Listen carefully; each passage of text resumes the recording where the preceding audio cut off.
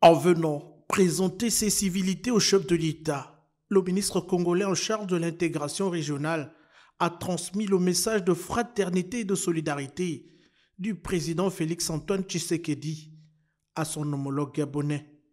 Un geste qui illustre la volonté partagée de renforcer davantage les liens entre les deux pays voisins, liés par l'histoire, la culture et la géographie. Une fois, comme vous savez, que les relations entre la République démocratique du Congo et le Gabon sont des relations très fraternelles, des très bonnes relations.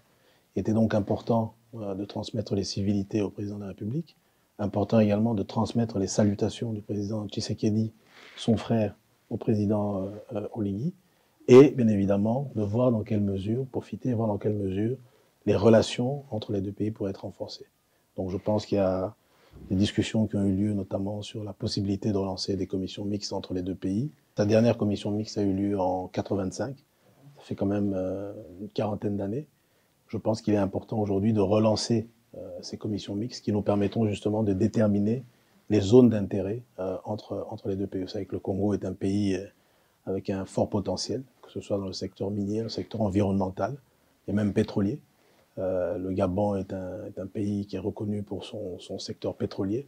Et donc, il y a plusieurs secteurs, je pense, dans lesquels nous pourrions ensemble renforcer notre collaboration et notre partenariat.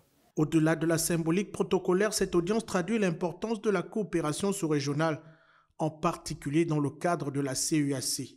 Pour le Gabon et la RDC, cette visite vient confirmer la convergence de vues des deux États sur les grands dossiers régionaux que sont la sécurité transfrontalière, le développement des infrastructures et les échanges commerciaux.